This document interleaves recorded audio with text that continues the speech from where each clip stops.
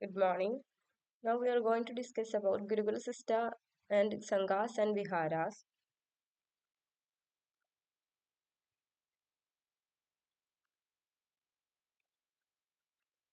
Okay.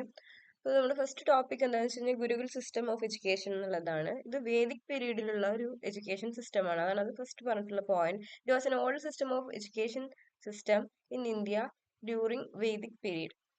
And residential school system where students have to live with the teachers or guru. അതായത് പറഞ്ഞു വരുന്നത് എന്താ വെച്ച് കഴിഞ്ഞാൽ ഇപ്പൊ നമുക്ക് ഇൻസ്റ്റിറ്റ്യൂഷണൽ എഡ്യൂക്കേഷൻ ആണ്, പക്ഷെ ഗുരുകുൽ സിസ്റ്റം ഓഫ് എഡ്യൂക്കേഷനിൽ അത് റെസിഡൻഷ്യൽ എഡ്യൂക്കേഷൻ സിസ്റ്റം ആയിരുന്നു. ടീച്ചർ എവിടെയാണോ നിൽക്കുന്നത് ടീച്ചറുടെ ഒപ്പം നമ്മൾ എഡ്യൂക്കേഷന് വേണ്ടി അവിടെ നിന്ന് പഠിക്കുന്നതാണ്. തിരിച്ച് നമുക്ക് വീട്ടിലോട്ടൊന്നും വരാൻ പറ്റില്ല. അങ്ങനെ റെസിഡൻഷ്യൽ സ്കൂൾ സിസ്റ്റം ആണ്. ഇനി taught in ashram or teachers home. ഈ ടീച്ചേഴ്സ് ഹോമിനെയാണ് എന്തെന്ന് പറയുന്നത്, ആശ്രം എന്ന് പറയുന്നത്. Subjects taught discipline, morals, spiritual values, philosophy, science, art and practical skills and Vedas.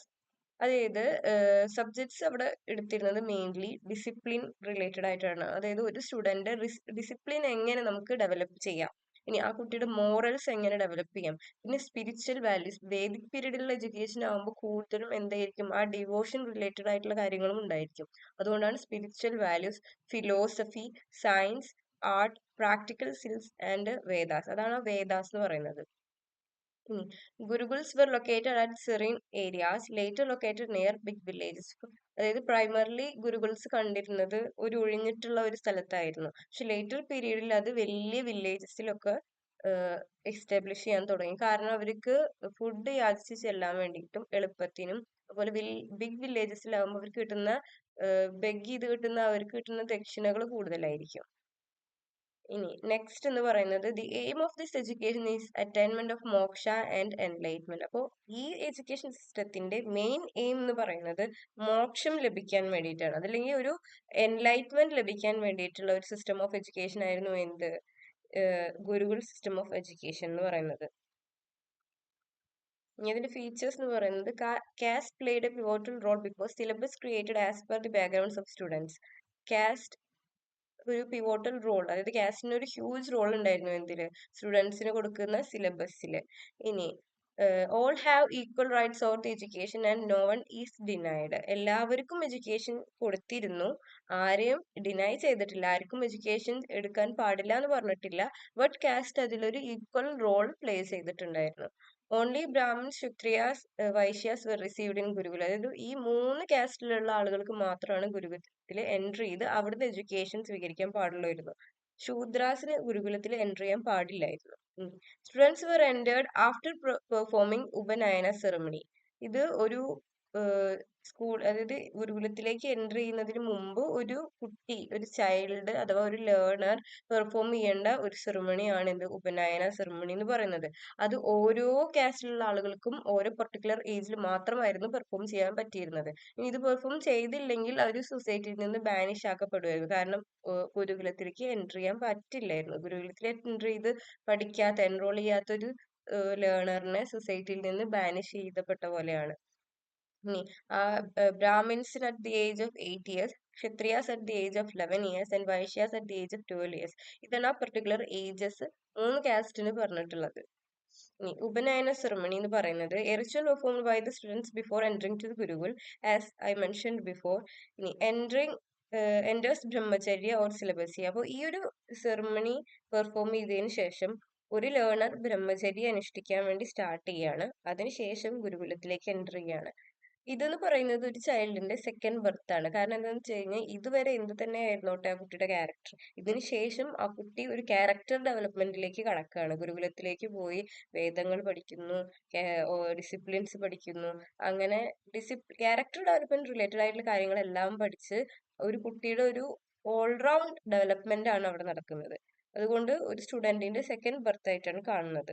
പിന്നെ leaves home after ceremony, food and clothes were provided by the ഗുരു. അപ്പോൾ ഈ ഒരു സെറമണിക്ക് ശേഷം കുട്ടി വീട് ഉപേക്ഷിച്ച് ഗുരുകുലത്തിലേക്ക് എൻ്റർ ചെയ്യാണ്. അപ്പൊ ഇതോടുകൂടി ഒരു സ്റ്റുഡന്റിന്റെ എന്താണ്, സെക്കൻഡ് ബർത്ത് ആണെന്നാണ് കൺക്ലൂഡ് ചെയ്യുന്നത്. 12 years of study, സംവർത്തന ceremony performed at the end of gurukul life. അതായത് ഗുരുകുൽ ലൈഫിന് ശേഷം നമ്മൾ ആ ഒരു ലൈഫിന്, ഗുരുവിന്റെ ലൈഫിന് എൻഡിങ് കൊടുക്കുന്ന അഥവാ ഗ്രാജുവേറ്റ് ചെയ്ത് പോകുന്ന ഒരു സെറിമണിയാണ് സംവർത്തന സെറിമണി എന്ന് പറയുന്നത്. അപ്പൊ ഈ സെറിമണിക്ക് ശേഷം ഒരു കുട്ടി ഗുരുവിന്റെ ലൈഫ് എൻഡ് ചെയ്ത് പുറത്തേക്ക് കടക്കണം, കുട്ടിയുടെ വീട്ടിലേക്ക് തിരിച്ചു പോവാം. അതൊരു 12 ഇയേഴ്സ് ഓഫ് സ്റ്റഡിക്ക് ശേഷമാണ്. Students are admitted based on good conduct and ability. ഇവിടെ good conduct and ability use ചെയ്യുന്നത് എന്താ വെച്ച് കഴിഞ്ഞാൽ ഉദ്ദേശിക്കുന്നത് ഒരു ഹാൻഡിക്യാപ്ഡ് ആയിട്ടുള്ള ഒരു കുട്ടിക്കോ അല്ലെങ്കിൽ എന്തെങ്കിലും മെന്റലി ഡിസോർഡേഴ്സ് ഉള്ള ഒരു കുട്ടിക്കോ ഒന്നും ഗുരുകുലത്തിലേക്ക് എൻ്റർ ചെയ്യാൻ പറ്റില്ലായിരുന്നു. ഈ 3 കാസ്റ്റിലത്തെ സ്റ്റുഡൻസ് ആണെങ്കിൽ കൂടി എൻ്റർ ചെയ്യാൻ പാടില്ലായിരുന്നു. അപ്പോൾ അതാണ് ഗുഡ് കണ്ടക്ട് ആൻഡ് എബിലിറ്റി വെച്ചിട്ടാണ് ഒരു സ്റ്റുഡന്റിനെ അഡ്മിറ്റ് ചെയ്തിരുന്നത്. Rusticated from gurukul if rules were violated. എന്തെങ്കിലും റൂൾസ് വയലേറ്റ് ചെയ്തിട്ടുണ്ടെങ്കിൽ, അതായത് ഗുരുകുലത്തിൽ ഫോളോ ചെയ്യേണ്ട കുറച്ച് റൂൾസ് ഉണ്ട്. ബ്രഹ്മചര്യം അനുഷ്ഠിക്കണം, കാലത്ത് നേരത്തെ എഴുന്നേൽക്കണം, ഗുരുവിൻ പറയുന്നത് അനുസരിക്കണം, ഗുരുവിനെ സെർവ് ചെയ്യണം, അങ്ങനെ കുറച്ച് റൂൾസ് ഉണ്ട്. അത് താഴെ നമ്മൾ പഠിക്കും. ആ റൂൾസുകൾ എന്തെങ്കിലും വയലേറ്റ് ചെയ്ത് കഴിഞ്ഞാൽ ഗുരുകുലത്തിൽ നിന്ന് അപ്പൊ തന്നെ റെസ്റ്റിഗേറ്റ് ചെയ്ത് വിടുന്നതാണ്. They have to beg alms for food. അവർക്ക് ഫുഡ് കിട്ടാൻ വേണ്ടി, ഭക്ഷണത്തിന് വേണ്ടി അവർക്ക് കാലത്ത് എഴുന്നേറ്റ് യാചിക്കാൻ വേണ്ടി പോകണം. അതാണ് ആ ബിഗ് വില്ലേജസിൽ പിന്നീട് ലൊക്കേറ്റ് ചെയ്യാനുള്ള കാരണം. Have to rise early morning, bath, clean, collect firewoods, prepare food, graze cattles. ഈ പറഞ്ഞതൊക്കെ ഒരു സ്റ്റുഡന്റിന്റെ ഡ്യൂട്ടി അവിടെ ഫോളോ ചെയ്യേണ്ടതാണ്. ഇനി കരിക്കുലം എന്ന് പറയുന്നത് medium of instruction in Sanskrit. അവിടുത്തെ മെയിൻ മീഡിയം എന്ന് പറയുന്നത് ഏത് മീഡിയത്തിലാണ് കുട്ടികളിലായിട്ട് കമ്മ്യൂണിക്കേറ്റ് ചെയ്യുന്നത്, ഇൻസ്ട്രക്ഷൻസ് കൊടുക്കുന്നത് എന്ന് പറയുന്നത് സാൻസ്ക്രിറ്റ് മീഡിയത്തിലായിരുന്നു. ഇനി കരിക്കുലം 2 തരത്തിലാണ് ഉള്ളത്, physical curriculum and spiritual curriculum. Physical curriculum എന്ന് പറയുന്നതിൽ language, numerology, agriculture, art, handicrafts, economics, ആയുർവിജ്ഞ, മിലിറ്ററി സയൻസ്, ഈ പറഞ്ഞതാണ് ഫിസിക്കൽ കരിക്കുലത്തിൽ വരുന്നത്. സ്പിരിച്വൽ കരിക്കുലത്തിലേക്ക് എത്തുമ്പോൾ Vedic literature, religious scripts and ethics, conduct, worships, രചന, അങ്ങനെ പറഞ്ഞിട്ടുള്ള ഒരു സ്പിരിച്വൽ ഡിവോഷൻ റിലേറ്റഡ് ആയിട്ടുള്ള സബ്ജക്ട്സ് ആണ് സ്പിരിച്വൽ കരിക്കുലത്തിലെ ഒരു സ്റ്റുഡന്റ് ലേൺ ചെയ്തിരുന്നത്. ഇനി മറ്റു ഫീച്ചേഴ്സ് എന്ന് പറയുന്നത് ബ്രാഹ്മിൻസ് പഠിച്ചിരുന്ന ആ ഒരു സബ്ജക്ട്സ് ആണ് പറയുന്നത്. Vedas, Vedangas and vocational subjects. Kshatriyas പഠിച്ചിരുന്ന subjects military science, fighting, archery, swimming, horsemanship etcetera. Vaishyas പഠിച്ചിരുന്നത് agriculture, mathematics, trade, and Shudras handicrafts, Ayurveda, medicine. ഈ ശൂദ്രാസ് എന്ന് പറയുന്നത് കൂടുതലും അപ്പർ കാസ്റ്റിന് സെർവ് ചെയ്യാൻ റിലേറ്റഡ് ആയിട്ടുള്ള കാര്യങ്ങളാണ് അവർ പഠിച്ചിരുന്ന സബ്ജക്ട്സ്. ഇനി ഇതിന്റെ ആൻസർ തെറ്റാതെ എഴുതണമെങ്കിൽ നമുക്ക് മഹാഭാരത് പോലത്തെ എപ്പിക്സ് ഇങ്ങനെ ആലോചിച്ച് കഴിഞ്ഞാൽ നമുക്ക് എഴുതാൻ പറ്റും. ഈ കിങ് എന്ന് പറയുന്ന ക്ഷത്രിയ വംശത്തിൽ പെടുന്ന ആളുകളാണ്. അപ്പൊ അവര് പഠിച്ചിരുന്നത് എന്താണ്, അവർ ചെയ്തിരുന്ന ഡ്യൂട്ടി എന്താണ്, ബ്രാഹ്മിൻ ചെയ്തിരുന്ന ഡ്യൂട്ടി എന്താണ്, അത് വെച്ച് കണക്ട് ചെയ്ത് കഴിഞ്ഞാൽ നമുക്ക് തെറ്റാതെ ഈ സബ്ജക്ട്സുകൾ എഴുതാൻ വേണ്ടി പറ്റും. ഇനി മെത്തേഡ്സ് ഓഫ് ടീച്ചിങ് എന്ന് പറയുന്നത് the 3 steps to knowledge: shravana, manana and nididhyasana. The first stage എന്ന് പറയുന്നത് listening to the words uttered by the teacher.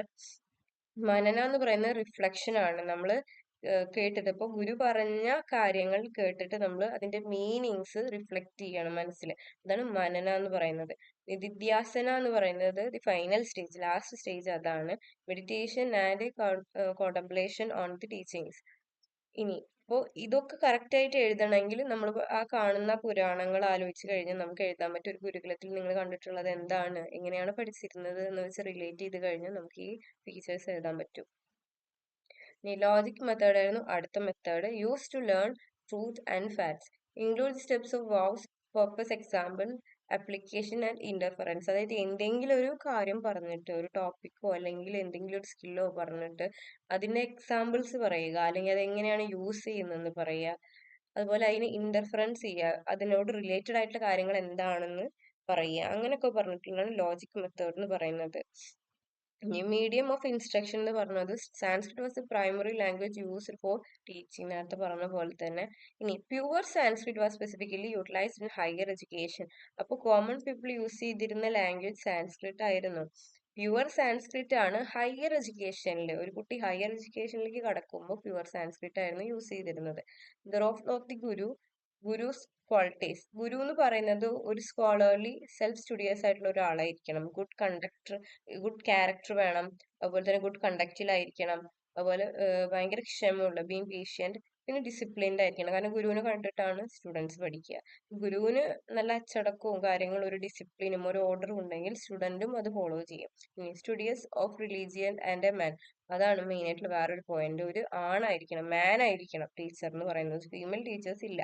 ഇനി സ്റ്റുഡിയസ് ഓഫ് ദി റിലീജിയൻ, റിലീജിയനെ റെപ്രസെന്റ് ചെയ്യുന്ന, റിലീജിയനെ കറക്റ്റായി ഫോളോ ചെയ്യുന്ന ഒരാളായിരിക്കണം. അവരുടെ സ്റ്റാറ്റസ് കമ്മ്യൂണിറ്റിയിൽ എന്ന് പറഞ്ഞു കഴിഞ്ഞാൽ high place in the community വളരെ റെസ്പെക്റ്റഡ് ആയിട്ടുള്ള ഒരാളായിരുന്നു. നല്ല ഹൈ ഇന്റലിജൻസും ഭയങ്കര ട്രൂത്ത്ഫുൾ ആയിട്ടുള്ള ഒരു ക്യാരക്ടർ ആയിട്ടാണ് ഒരു ഗുരു ഉണ്ടാവേണ്ടത്. അതുകൊണ്ട് തന്നെ ട്രീറ്റഡ് ലൈക്ക് ദി ഡയറ്റീസ്, അതായത് ഒരു ദൈവതുല്യനായിട്ടാണ് ആരെ കണ്ടിരുന്നത്, ഗുരുവിനെ കണ്ടിരുന്നത്.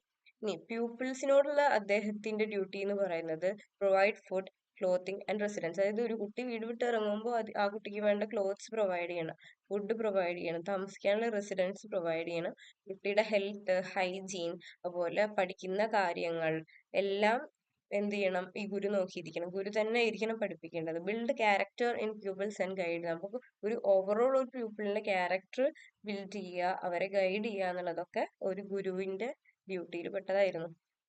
ഇനി പ്യൂപ്പിൾസിന്റെ ഡ്യൂട്ടിയിൽ വരുന്നത് പ്രൈമറി ഡ്യൂട്ടി എന്ന് പറയുന്നത് ഒബീഡിയൻസ് ആണ്. ഗുരു പറയുന്നത് അനുസരിക്കുക. Students foremost duty was to obey the teachers command. Household service, students were expected to assist the guru in daily life, അത് ഗുരുവിന്റെ ഡെയിലി ലൈഫിൽ ഗുരുവിനെ അസിസ്റ്റ് ചെയ്യാൻ ആർക്ക് പറ്റിയിരിക്കണം, സ്റ്റുഡൻസിന് പറ്റിയണം. ഇനി clean and systemise the gurukul, purify and arrange teachers household, massage the teachers like before going to bed. അപ്പൊ ഈ പറയുന്നത് മുഴുവനും ഒരു സർവീസ് റിലേറ്റഡ് ആയിട്ടുള്ള കാര്യങ്ങളാണ് സ്റ്റുഡന്റിന്റെ ഡ്യൂട്ടി ആയിട്ട് പറയുന്നത്. ഇനി gurudakshina, the people was required to provide gurudakshina upon completion of education before living the gurukul, അതായത് ഗുരുകുലം വിട്ട് പോകുന്നതിന് മുമ്പ്, ഗുരുകുലം വിട്ട് പോകുമ്പോൾ ഈ സ്റ്റുഡന്റ് ഗുരുവിനൊരു ഗിഫ്റ്റോ അല്ലെങ്കിൽ ഒരു ഓഫറിങ്ങോ കൊടുക്കും. അത് ഗുരുദക്ഷിണ എന്നാണ് അതിന് പറയുക. അത് കൊടുത്തിട്ടാണ് ഗുരുകുലം വിട്ട് കംപ്ലീറ്റ് ചെയ്തിട്ട് ഒരു സ്റ്റുഡന്റ് പോകുന്നത്. ഇനി woman education had equal rights for education, വുമൻസിന് ഈക്വൽ റൈറ്റ്സ് ഉണ്ടായിരുന്നു എഡ്യൂക്കേഷനിൽ. പക്ഷെ Shudra woman were deprived of higher education. ഇനി ലേറ്റർ വേദിക് പീരീഡിൽ എന്താണ് ഒരു ഇഷ്യൂ ഫേസ് ചെയ്തതെന്ന് വെച്ച് കഴിഞ്ഞാൽ മാരേജബിൾ ഏജ് എന്ന് പറയുന്നത് 12 ഇയേഴ്സിലേക്ക് സെറ്റ് ചെയ്തതോടുകൂടി അവർക്ക് ഹയർ എഡ്യൂക്കേഷന് പോകാൻ പറ്റുന്നില്ല. കാരണം മാരീഡ് വുമൺ എന്ന് പറയുന്നത് വേദങ്ങൾ പഠിക്കുന്നതിൽ നിന്ന് പ്രൊഹിബിറ്റഡ് ആയിരുന്നു. അതുപോലെ തന്നെ സ്ത്രീകൾക്ക് സെപ്പറേറ്റ് ഉള്ള ഒരു ഗുരുകുലം ഒന്നും ഉണ്ടായിരുന്നില്ല. നെക്സ്റ്റ് എഡ്യൂക്കേഷൻ സിസ്റ്റം എന്ന് പറയുന്നത് ബുദ്ധിസ്റ്റ് എഡ്യൂക്കേഷൻ സിസ്റ്റം ആണ്. ദി സംഘ സിസ്റ്റം, അവരുടെ ഒറിജിൻ കോർ എന്ന് പറയുന്നത് സിസ്റ്റം ഇവോൾവ് ഫ്രം ബുദ്ധിസം, ബുദ്ധിസത്തിൽ നിന്ന് ഇവോൾവ് ചെയ്ത് വന്നിട്ടുള്ള ഒരു സിസ്റ്റമാണ് എന്ത്, ബുദ്ധിസ്റ്റ് എഡ്യൂക്കേഷൻ അഥവാ സംഘ സിസ്റ്റം. ഇവര് refer to the monastic community of monks and nuns, അതായത് ഒരു മൊണാസ്ട്രിയിലുള്ള മോൺസിനെ അവരെ ബിക്കോസും നൺസിനെ ബിക്കുണീസ്, ഈ നൺസ് എന്ന് പറയുന്നത് ഫീമെയിൽ ആണ്, മോങ്സ് എന്ന് പറയുന്നത് മെയിൽ ആണ്. Followed Buddha's teachings renouncing worldly desires for salvation, അതായത് ലോകത്തിലുള്ള, അതായത് വേൾഡ് റിലേറ്റഡ് ആയിട്ടുള്ള ഒരു മനുഷ്യന് വേണ്ട, മനുഷ്യന് ആഗ്രഹമുള്ള ഡിസയറുകൾ ഉപേക്ഷിച്ചിട്ട് മോക്ഷം ലഭിക്കാൻ വേണ്ടി ഇറങ്ങുന്ന ആ ഒരു യാത്രയാണ് എന്ത്, ബുദ്ധിസം എന്ന് പറയുന്നത്. അപ്പൊ അതിൽ ബുദ്ധിസത്തിന്റെ ടീച്ചിങ്സ് ആണ് പഠിക്കുന്നത്. The system was patronized by the king, states and monarch. ഇനി administration and personnel, system was directly controlled by the Buddhist Sanghas not by individual, അതായത് വേറെ ഒരു ഇൻഡിവിജ്വൽ കൺട്രോൾ ചെയ്യുന്നില്ല. ബുദ്ധിസ്റ്റ് സംഖ്യയിലുള്ള ഒരു ഓർഡർ ഓഫ് അഡ്മിനിസ്ട്രേഷൻ ഉണ്ട്, ഹയറിലുള്ള. ഇപ്പൊ നമ്മള് സെക്രട്ടറി, ചീഫ് സെക്രട്ടറി എന്നൊക്കെ പറയുന്ന പോലെ ഈ നൺസിന്റെ ഇടയിൽ തന്നെ ഹയർ പൊസിഷനിലുള്ള നണ്ണുണ്ട്, മോങ്സിന്റെ ഇടയിൽ ഹയർ പൊസിഷനിലുള്ള മോങ്സ് ഉണ്ട്. അപ്പൊ അവർ ആ പൊസിഷൻ റിലേറ്റഡ് ആയിട്ടുള്ള ആളുകളാണ് എന്ത് കൺട്രോൾ ചെയ്തിരുന്നത്, ബുദ്ധിസ്റ്റ് സംഘാസ് കൺട്രോൾ ചെയ്തിരുന്നു. ഇനി ഒരൊറ്റ ഇൻഡിവിജ്വൽ മാത്രമായിട്ടല്ല, മൊത്തത്തിൽ ഗ്രൂപ്പ് ആയിട്ടുള്ള ആളുകളാണ് എന്ത് മൊത്തം ഡിസ്റ്റൻസ് എടുത്തിരുന്നത്. Teachers were addressed as Vadyaya, students were addressed as Samana or Shaman. Buddha established formal monastic codes and a hierarchical order. അതാണ് ആ ഹൈറാർക്കിൽ ഓർഡർ അവരുടെ ആ സംഘ സിസ്റ്റത്തിൽ ഉണ്ടായിരുന്നു. ഇനി മൊണാസ്റ്റിക് കോഡ്സ്, അതായത് ചില റൂൾസും റെഗുലേഷൻസും അവർ ഫോളോ ചെയ്യേണ്ടതുണ്ടായിരുന്നു. Sangha was open to all individuals ready to renounce worldly desires, അത് ഏത് ഇൻഡിവിജ്വൽസിനും വേൾഡ്ലി ഡിസൈർസ്, ഒരു മനുഷ്യനുണ്ടാവുന്ന ആഗ്രഹങ്ങൾ, വിരഹങ്ങൾ, മോഹങ്ങൾ ഉപേക്ഷിച്ച് വരാൻ തയ്യാറാവുന്ന ഏതൊരു ഇൻഡിവിജ്വലും സംഘാസ് എന്ന് പറയുന്നത് ഓപ്പൺ ആയിരുന്നു, അവർക്ക് വരായിരുന്നു. അവരൊറ്റ കണ്ടീഷൻ ഉള്ളത് വേൾഡ്ലി ഡിസൈർസ് എന്തിരിക്കണം, റൊണൗൺസ് ചെയ്തിരിക്കണം, അതായത് ഉപേക്ഷിച്ചിരിക്കണം. പീപ്പിൾ ഫ്രം ഓൾ ബാക്ക്ഗ്രൗണ്ട്സ്, അതായത് ബ്രാഹ്മിൻ, ക്ഷത്രിയാസ്, മെർച്ചൻസ്, ലാബറേഴ്സ്, പോർട്ടീഷ്യൻസ് and slaves were admitted. All members were treated with equal respect and priorities, considering the individual's dharma rather than caste or birth. അതായത് ഒരു individual ഏത് കാസ്റ്റിലാണ് follow ചെയ്യുന്നത്, ഏത് തരത്തിലാണ് ജനിച്ചുള്ളത്, ഇപ്പൊ ഒരു സ്ലേവിന്റെ മകനായിക്കോട്ടെ, ഇനി ഒരു ശൂദ്ര ആയിക്കോട്ടെ, ഇനി ബ്രാഹ്മണ ആയിക്കോട്ടെ, ക്ഷത്രിയ ആയിക്കോട്ടെ, ആരായിക്കോട്ടെ കുഴപ്പമില്ല. അവരുടെ ബാക്ക്ഗ്രൗണ്ടും കാസ്റ്റും വെച്ചിട്ടല്ലായിരുന്നു അവർ പ്രയോറിറ്റൈസ് ചെയ്തിരുന്നത്. എല്ലാവർക്കും ഈക്വൽ റെസ്പെക്റ്റും ഈക്വൽ പ്രയോറിറ്റീസും പ്രൊവൈഡ് ചെയ്തിരുന്നു. Education irrespective of caste, creed, colour, religion and gender. ഈ നേരത്തെ പറഞ്ഞ കാര്യങ്ങൾ തന്നെയാണ് അവർക്ക് കൊടുത്തിരുന്ന എഡ്യൂക്കേഷൻ എന്ന് പറയുന്നത്. ഇങ്ങനെ except slaves, army deserters, disabled and sick, അതായത് അസുഖമുള്ള ആളുകളോ എന്തെങ്കിലും ഡിസബിലിറ്റീസ് ഉള്ള ആളുകളോ, ഇനി ആർമിയിൽ നിന്ന് ഇറങ്ങിപ്പോകുന്ന ഒരാളോ, അഥവാ ഈ കോൺട്രാക്ട് പീരീഡിൽ കണ്ടിന്യൂ ചെയ്യുന്ന സ്ലേവ്സിനും ഈ എഡ്യൂക്കേഷൻ സ്വീകരിക്കാൻ പാടില്ലായിരുന്നു. ഇനി പിറവ്രാജ്യ എന്ന് പറയുന്നത് ഒരു സെറിമണിയാണ്. സംഘ സിസ്റ്റത്തിലേക്ക് എൻട്രി ചെയ്യുന്നതിന് മുമ്പ് ഒരു സ്റ്റുഡന്റ് പെർഫോം ചെയ്യേണ്ട പ്രവ്രാജ്യ അതല്ലെങ്കിൽ പബ്ബജ എന്ന് പറയുന്ന ഒരു സെറിമണിയാണ് അത്. അത് പെർഫോം ചെയ്തിട്ടാണ് സംഘ സിസ്റ്റത്തിലേക്ക് ഒരു സ്റ്റുഡന്റ് എൻട്രി ചെയ്യുക. After this student renounce their family and become monk. അപ്പൊ ഈ ഒരു സെറിമണി പെർഫോം ചെയ്തതിനു ശേഷം ഒരു സ്റ്റുഡന്റ് അവരുടെ ഫാമിലിയെ ഉപേക്ഷിച്ച് ഒരു മോങ് ആയിട്ട് മാറുകയാണ്. Only performed after 8 years. 8 ഇയേഴ്സിന് ശേഷം, അതായത് മിനിമം ഒരു 8 ഇയർ ഓൾഡെങ്കിലും വേണം, അതിന് ശേഷമാണ് ഈ ഒരു സെറിമണി പെർഫോം ചെയ്യാൻ പറ്റുള്ളൂ. Student shaven their head. അപ്പൊ ഈ സെറിമണി പെർഫോം ചെയ്യുമ്പോൾ എന്തായിരിക്കും, തലയൊക്കെ അടിക്കും. നമ്മളിങ്ങനെ ആലോചിച്ചാൽ മതി, നേപ്പാളിലുള്ള ആളുകളൊക്കെ മോങ്സ് ആയിട്ടുള്ള ആളുകൾ ആലോചിച്ച് കഴിഞ്ഞാൽ അവരുടെയൊക്കെ തല മുട്ടയടിച്ചുള്ളത് കാണാം നമുക്ക്. ഇനി നെക്സ്റ്റ് എന്ന് പറയുന്നത് ഉപസംപദ സെറിമണി. അപ്പൊ ഈ ഫീച്ചേഴ്സ് ഒക്കെ എഴുതണമെങ്കിൽ നമ്മൾ കാണുന്ന സീരീസുകൾ കണക്ട് ചെയ്ത് കഴിഞ്ഞാൽ കാണാം. ചൈനീസ് സീരീസിലൊക്കെ നമ്മൾ ഒരുപാട് കണ്ടിട്ടുണ്ട് ഇതുപോലത്തെ കാര്യങ്ങൾ. അപ്പൊ അതൊക്കെ നമ്മൾ റിലേറ്റ് ചെയ്താൽ അത് വെച്ച് നമുക്ക് ഫീച്ചേഴ്സ് എഴുതാം.